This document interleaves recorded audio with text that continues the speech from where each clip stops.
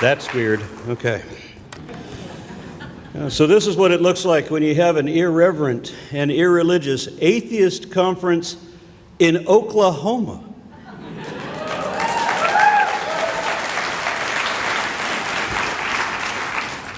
Tulsa, Oklahoma, home of Oral Roberts University, where Michelle Bachmann was undereducated,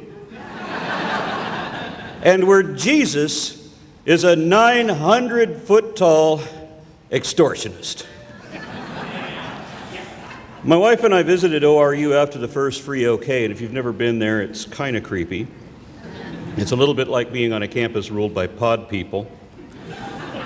And this prompted her to read up on some of these evangelical colleges, and she discovered something interesting about Bob Jones University, also known as BJU.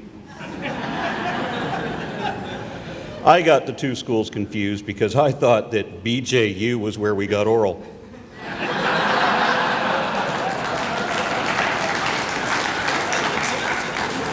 Just because I'm older doesn't mean I'm mature.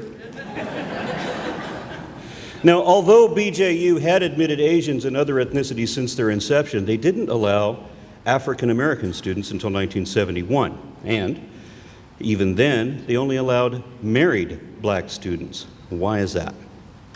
Bob Jones didn't want single black college students because he didn't want the races to mix. At that time, there were a number of creationists holding to the idea that God invented 5 races of people, black, white, yellow, brown, and red, and that he put them on separate continents with the intent that they remain separate. Now think about what that means. I know of people living in this country right now who think that white people came from Adam and Eve, and that there's all these other races that are separate creations and aren't related at all.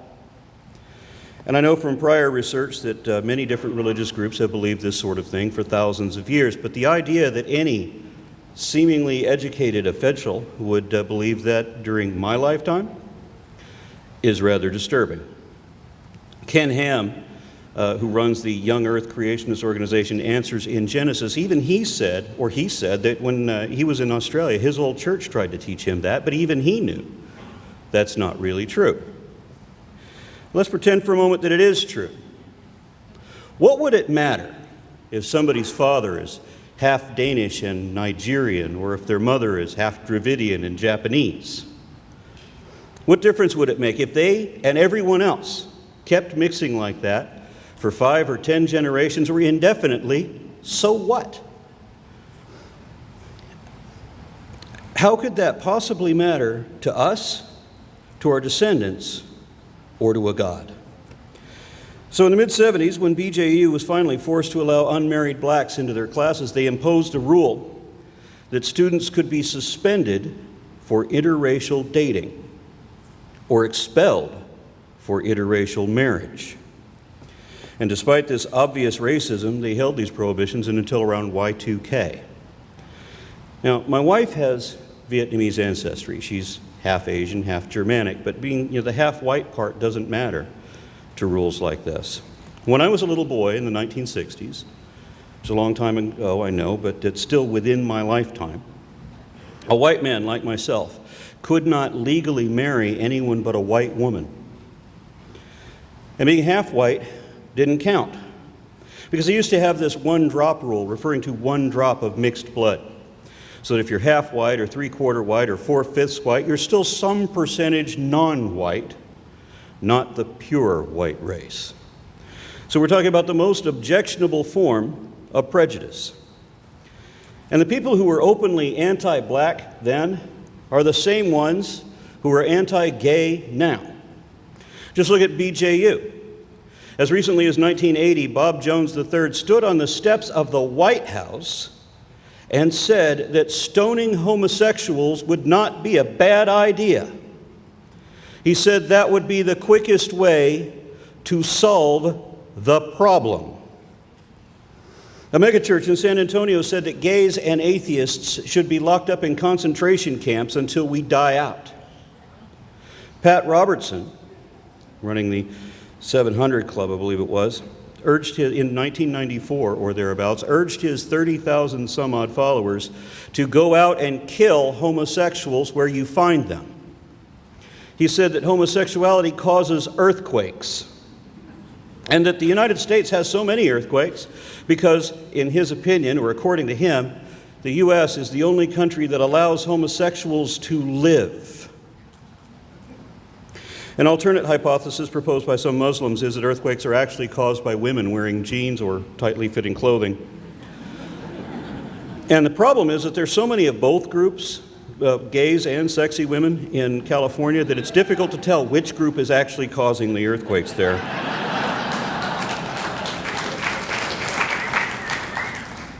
Several years ago, I saw a news story that Colorado was attempting to amend their state constitution to allow for religious discrimination. Not to prohibit it, as everyone should want to do, but to promote it. Specifically, they wanted to deny housing or employment on grounds of sexual orientation, and of course, they only wanted to do this for strictly religious reasons. Now, I know that the courts have recently ruled in favor of religious discrimination or discrimination on the grounds of indefensible beliefs and unsupportable nonsense. But I have to say that if you cite religion as your sole justification for any action or position, then you haven't given a reason and are not justified. People should not claim special privilege just because they have unrealistic and unreasonable beliefs. Being gullible doesn't give you any advantage or make you any better than anyone else. Understand that sexual orientation is not a matter of choice, but your religion is.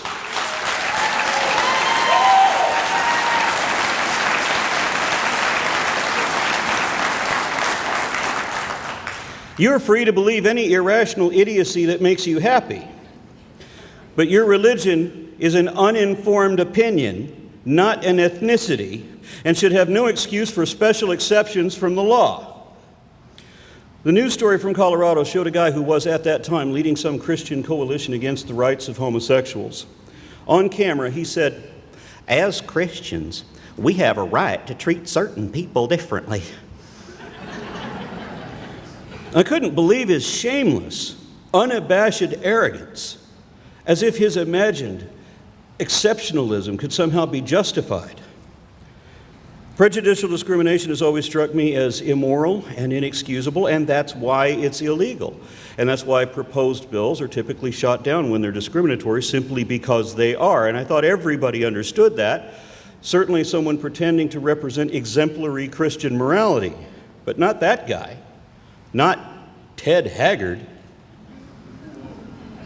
Y'all remember Ted Haggard? His story was funny once upon a time. But how many times since then have they caught anti-gay advocates of family values cheating on their wives, often illegally, with prostitutes, on drugs, having gay sex, or sharing a hotel room with a rent-a-boy? It happens so often now that it's almost expected anytime someone seems to protest too much. According to Pew Research polls, back in 2001, 57% of Americans opposed gay marriage. But as of last week, 57% of Americans now support gay marriage. Other polls show support is even higher, and other nations are ahead of us. Last month, Ireland legalized same-sex marriage nationwide.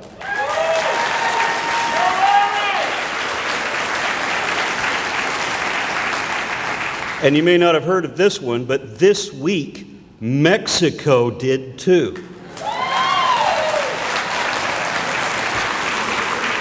That's right, Mexico is more progressive than our country is. Yet the religious right is ready to die on that hill, even attempting or even threatening to leave America if gay rights or if gay marriage is legal. That's not a threat, that's an empty promise. Just yesterday, I saw that a Texas pastor is threatening to martyr himself if the Supreme Court rules in favor of marriage equality. I heard that a lot. Now, He's essentially threatening to hold his breath until he gets his way. But all he fears, like all he holds dear, is imaginary. When marriage equality is legally established nationwide, these homophobic bigots aren't going anywhere, because where would they go? Russia? Some of the representatives of the religious right say that gays are a greater threat to our nation than communism or terrorism, even though in reality homosexuality is not a threat to anyone unless you happen to be gay and a minor trapped in a deeply religious household. Such kids have been subjected to dangerous, harmful, and ineffective attempts at sexual reorientation therapy. And when Matt Dillahunty, Seth Andrews, and I were in Australia for the Unholy Trinity Down Under tour, we kept getting reports about what was going on back home. And for example, here in Oklahoma, they proposed a bill that would have ended secular marriage by requiring that all weddings be conducted by a person of faith. Now, this was intended to keep same-sex couples from getting married by relying on the bigotry of the clergy to deny their requests. This wasn't just a swipe against the gays. It also struck atheists, too, because it meant that we would have to have a religious wedding if we were going to get married at all. And if this bill had passed, then humanist officiates like myself would not be able to conduct a wedding in the state because it would have to be done by somebody attached to a religious organization. There are a number of religious organizations specifically interested in the issue of marriage equality, and I'd like to name some of them. At the top of the list is the American Family Association.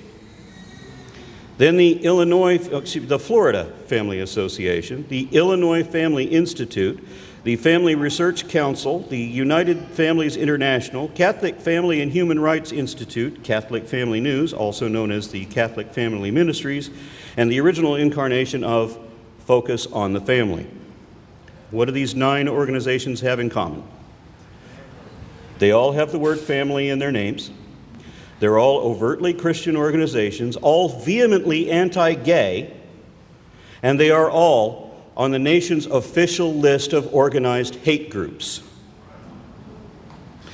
To the best of my understanding, bigotry, intolerance, and hatred are not values. But then faith isn't a virtue either. And while we're at it, intelligent design is not a theory, creation is not science, abstinence only is not sex education, and the Bible is not the Word of God.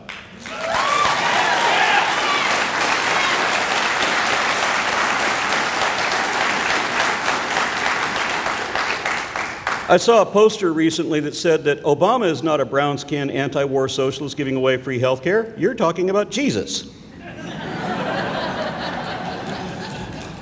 I also read an article written by a Christian that was complaining about how far the religious right have ventured away from the original practice of Christianity back when they were pacifists, renouncing worldly goods to help the poor. And for the same reason, I think it's funny when any Christian organization pretends to be about family values, because Jesus did not value families. Jesus said, "Do not think that I've come to bring peace on earth. I came not to bring peace, but a sword. For I came to set a man against his father, and a daughter against her mother, and a daughter-in-law against her mother-in-law. He who loves son or daughter more than me is not worthy of me, and he who loves mother or father more than me is not worthy of me." He also said that whoever comes to me and does not hate his mother and his father and his sister and his brothers and his children and his wife and even his own life, he cannot be my disciple. So maybe it's not surprising that all these Christian organizations with the word family in their name are really hate groups. I know some Fox News followers who imagine that allowing for gay rights will somehow cost them religious liberty. So I asked a few of them, face to face, what difference does it make to you if a gay couple gets married? How does that infringe your rights in any way at all, or impact you at all? And the answer was, in essence, that gay marriage is a threat to the free expression of religion because Christians feel oppressed when they're not allowed to oppress other people.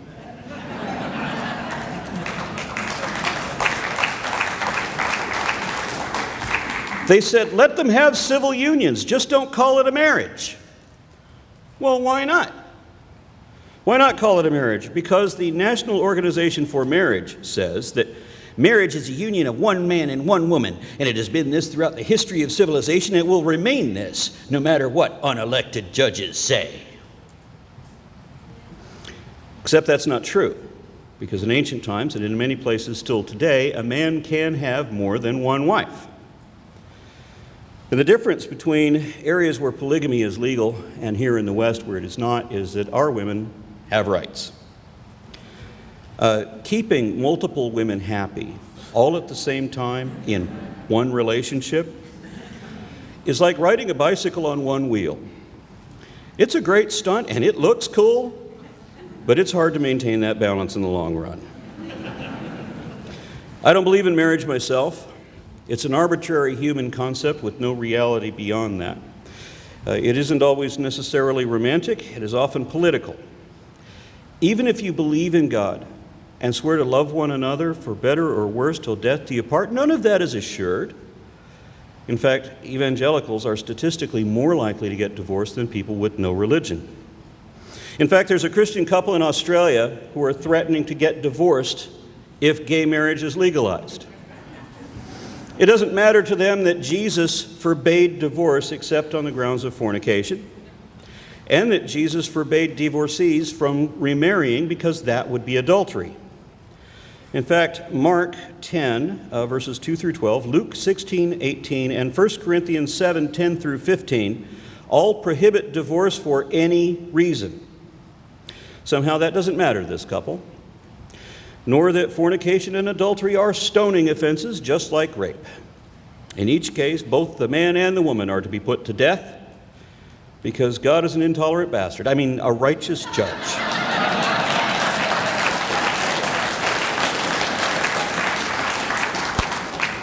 I should mention at this point that a couple weeks ago in Canada, I said that masturbation was a stoning offense. And I was referring at that time to Genesis 38, 9 through 10, where it implied that spilling your seed is a sin. Now, Matt Dillahunty since corrected me on that and said that in that story, God was punishing someone who didn't honor their word, and that the Bible never said whether masturbation was a sin. Of course, that's still a matter of interpretation because all masturbation is the product of lust. And Jesus said that anyone who looks at a woman with lust in his heart has committed adultery.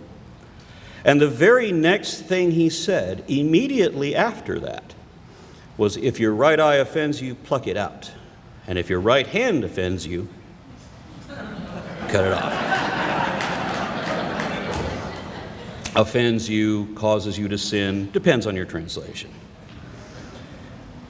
And if that's not enough, Ephesians 5:3 says you can't have any hint of sexual immorality or impurity, and what fun is masturbation without that? 1 Corinthians 10:31 says if you can't give God glory for something, you should not do it. Well, sometimes I do. And Romans 14:23 says everything that does not come from faith is sin. That describes the whole of reality. And it's a very disturbing thought for a number of reasons, but bear that in mind when you read the outrageously high statistics of Christians consuming porn and cheating on their wives. It doesn't matter, and I should have said spouses there, my slip. It doesn't matter that they're not paying attention to their own religious doctrine because marriage is not a sacred institution, it's a human invention. I'm married for the same reason that other atheists like Penn Jillette are.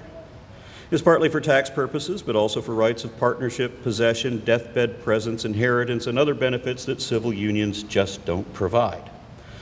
But even if we made civil unions exactly identical to marriage, why can't we call it a marriage? Because the Bible defines a marriage as one man and one woman. No, it doesn't.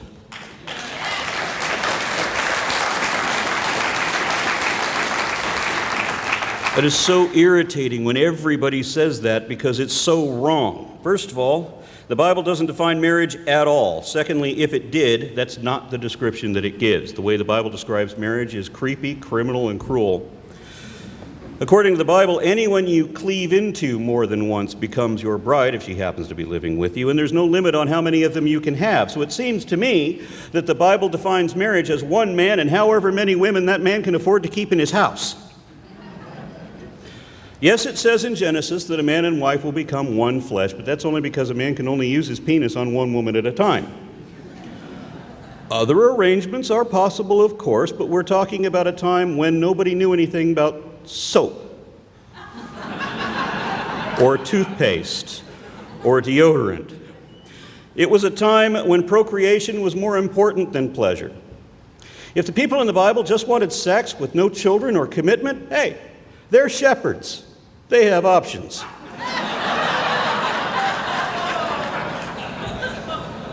Remember, it's only adultery if the woman is already married.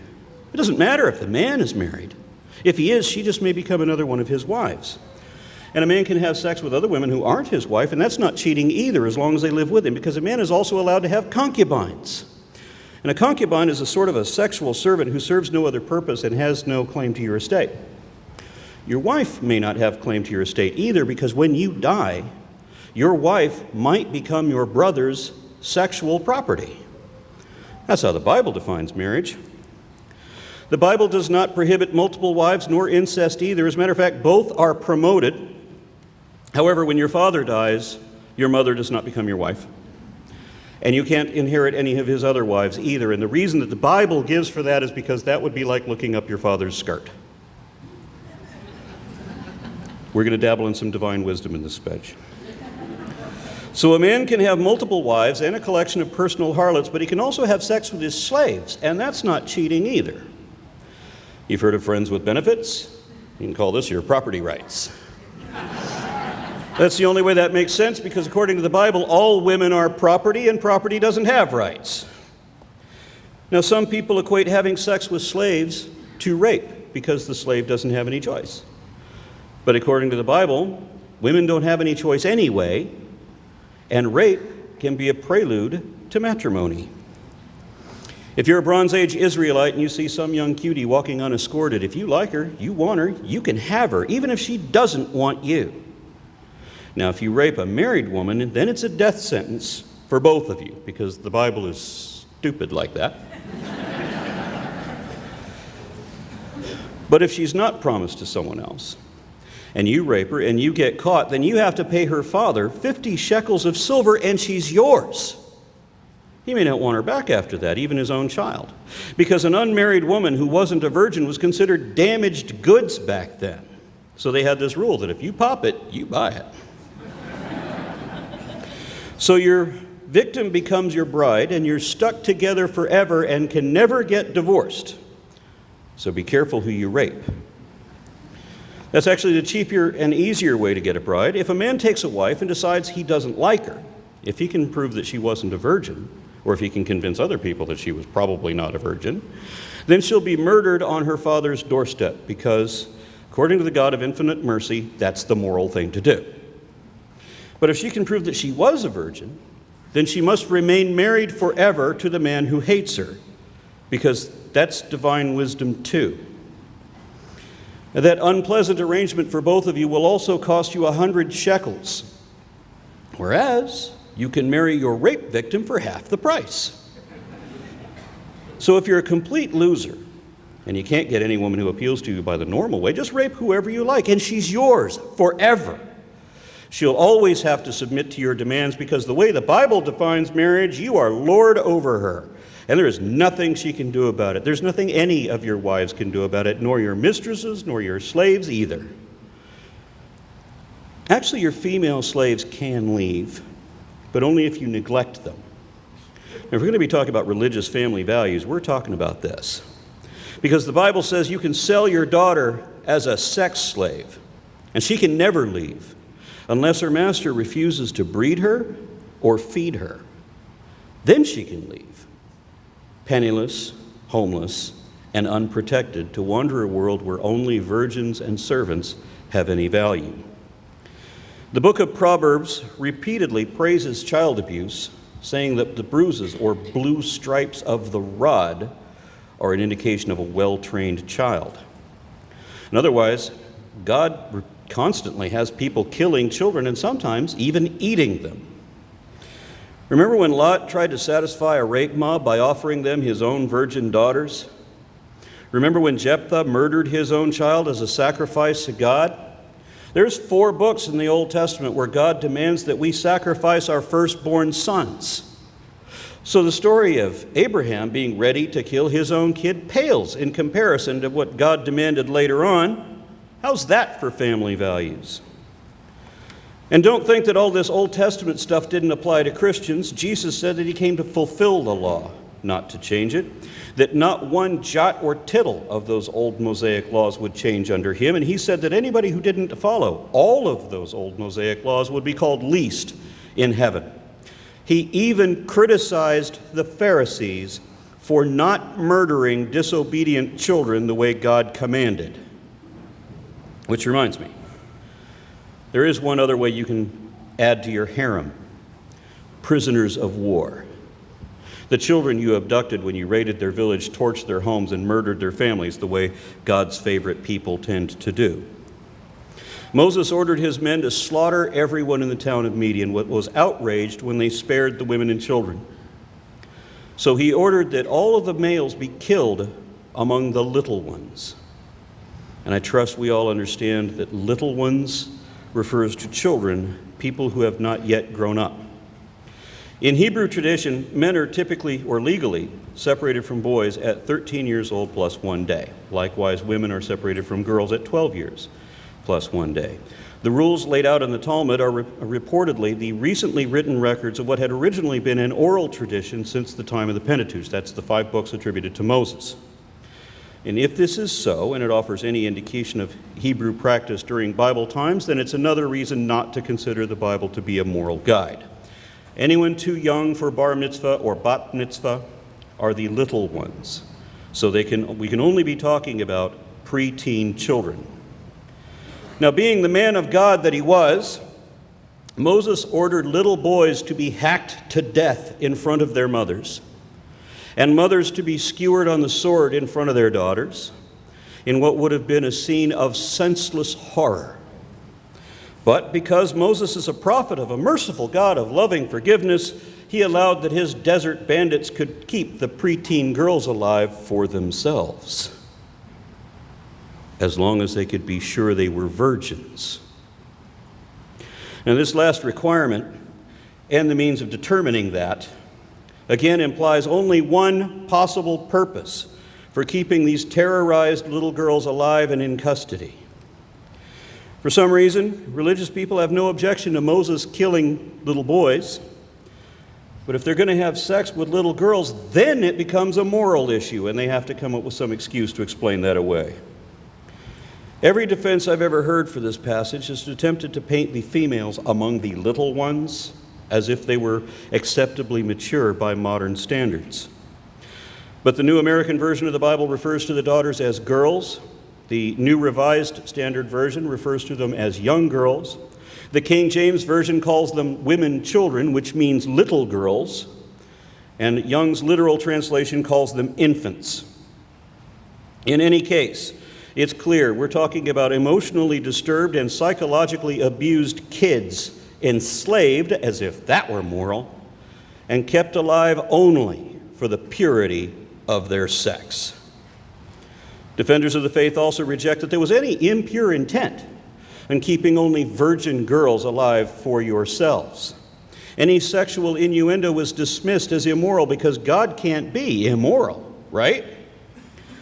Worst of all, the fact that all of these girls were so deeply and horrifically traumatized by being raided, invaded, ensnared, and enslaved, and having their privates inspected by the very savages who are still brutally butchering everyone they love around them, that wasn't considered to be immoral. Instead, everyone attempting to justify the divinity of these scriptures tries to justify all of this terror, making up excuses as if the victims somehow deserved this, as if that's even possible. How immoral is that? So in these Bible times, how would your wives, mistresses, and bonded prisoners know if you were cheating on them? Their first clue might be that there's a strange young girl in your bed, crying on bloody sheets, And all your other women would just have to accept that she's the new addition to the harem, and they're all in the same lot. That's how the Bible defines marriage.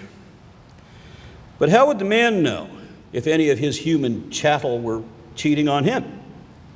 There may be many reasons, but the most obvious is if he suspects that she might have gotten pregnant when he wasn't around.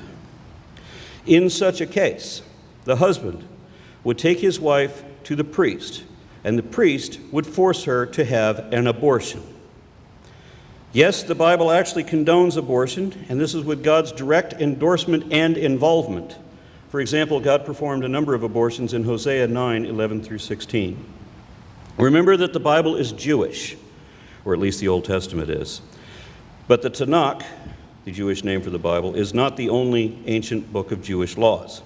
Jewish belief holds that the basic laws of the written Torah were given by God to Moses along with an oral tradition, which was eventually written down and recorded in the Mishnah, the Talmud, and the Midrash. If this is so, then these can be used to enhance our understanding of the Bible from the Jewish perspective.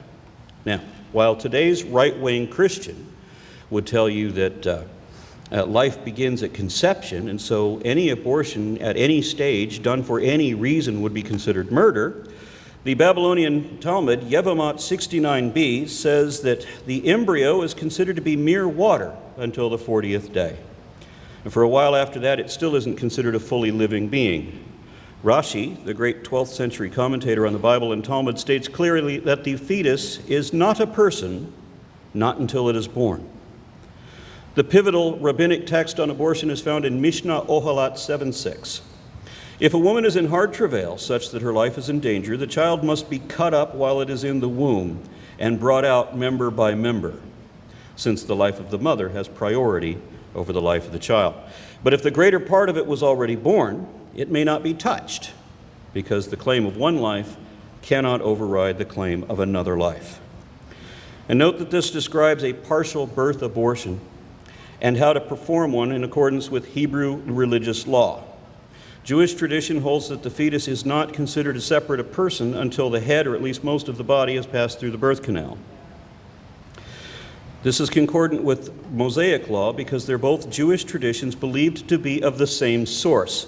Exodus 21, verses 22 and 23 illustrate how the Bible does not consider the fetus to have value equal to that of a human life. There are other references to the breath of life where the movement of air is considered to be akin to a spiritual essence, the traditional belief being that when a newborn takes its first breath, it becomes infused with the Spirit and becomes a living soul. From the 40th day of conception until birth, the fetus is considered to be part of the mother, not a separate entity, but equal to one of her limbs. Sanhedrin 80b of the Talmud describes the fetus as a thigh of its mother. Now bear all of this in mind when you read the 5th chapter of the book of Numbers. When a man suspects a woman of infidelity, he is to take her to the priest, or to the tabernacle, which is the tent where the God is supposed to live. And the priest would gather dust from the floor and mix it with water in a bowl. And this is also where they brought the animals to be sacrificed, and that may impact the quality of the dust being used. And then he writes a curse on a scroll and washes the ink off into the bowl too. Then the husband and the priest together force the wife to drink the cursed potion of bitterness and filth. And the idea is that if she's innocent and falsely accused, nothing will happen. But if she's guilty, if she cheated on her husband, then the curse will cause her belly to swell and her thigh will rot or fall away, depending on which translation you read. Obviously, we're not talking about one of her legs. We already know that the unborn fetus was considered to be one of the mother's thighs and that it would be referenced like that. And that's why instead of saying, "Thy belly will swell and thy thigh will fall away," the New Revised Standard Version of the Bible says that the curse will cause the uterus to drop and the womb to discharge. Actually, it says that God himself will personally cause that to happen. Now, there's no clear indication that the woman is pregnant at this time, nor do we have any reason to believe that she is not pregnant. All we have is that a woman is charged with having cheated with a man. And all the prominent versions of the Bible seem to hold that she definitely had sex with a man, but that she wasn't caught in the act, and there are no witnesses against her. So how do we know that she definitely had sex with a man? And what reason would her husband have for feeling that she cheated on him? And the most obvious answer to both questions is that she got pregnant when she shouldn't be. This was a time before birth control, when men might be away for more than a month at a time. And this was also a time when a man might have many wives and concubines and may not favor all of them. And this culture also made a big deal about knowing when a woman's menstrual period is. There were strict prohibitions against even approaching a woman at these times. So any estranged woman who skips a month or more with no bloody rags to show would be suspect. This test is no more sensible or reliable or realistic than any medieval test to confirm whether someone is a witch. The point is that the only way to fail this test was for the uterus to drop and the womb to discharge and the fetus to rot or fall away. In other words, the only way to fail this test was for the curse to cause a miscarriage. And whenever someone causes a miscarriage, we call that an abortion. I've seen steadfast objection to this interpretation from people who insisting that the woman in question could not have been pregnant at that time because they dare not admit that the Bible condones abortion.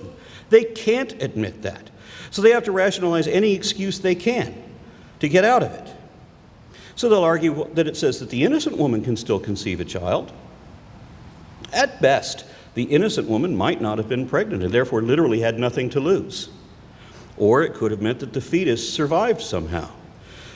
But there is nothing in this chapter to imply that the guilty woman is not pregnant, nor that she could not have been pregnant when this test was applied. Maybe not every woman accused of adultery was pregnant, but surely some of them would have been, given the nature of the charges against them. Yet I get no answers when I pose the question of what would happen if a guilty woman did happen to be pregnant when this curse said that it would have left her barren. The only defense I've ever yet heard is that a pregnant woman would not be allowed to take this test. But no such prohibition exists, and nor would it even been possible back then to know for sure if she was pregnant if it's in the first couple of months or so. And it also ignores the only way that anyone could fail this test. If the woman cheated on her husband, the fetus would be aborted. That is effectively what it says. Remember this the next time some right-wing ideologue tells you that abortion should be treated as murder, even in extreme cases like when a child is raped by her AIDS-infected father or when it becomes a matter of life-threatening medical necessity. Remember that God says it's okay to terminate a pregnancy just because your inattentive or insecure husband feels jealous or suspicious. The last line of this chapter says that the man will be guiltless, but the woman will bear her inequity. There is no provision wherein the woman could pass this test and be owed any compensation or apology. If she does pass, she simply won't be punished any more than she already has been. There is no punishment for the man who falsely accused her, and no recourse for her if the roles were reversed, because the way the Bible defines marriage, she is his property, little more than livestock, and there is no equality for her. Obviously, same-sex couples do have equality. They're the same sex. Ideally, sex should be between equals, and by that I mean it should be between people of comparable financial, intellectual, or political strength, so that one does not dominate the other. Marriage should be a partnership between mutually consenting adults who love each other and have equal rights and cognizance of their commitments with no double standard. That's how it is for homosexual couples, and that's how it is for heterosexual couples who value their families despite what the Bible says, and who do better than the Bible says, because the Bible is wrong about so many things in so many ways. The Bible describes only the worst that a marriage can be, but never defines what a marriage should be.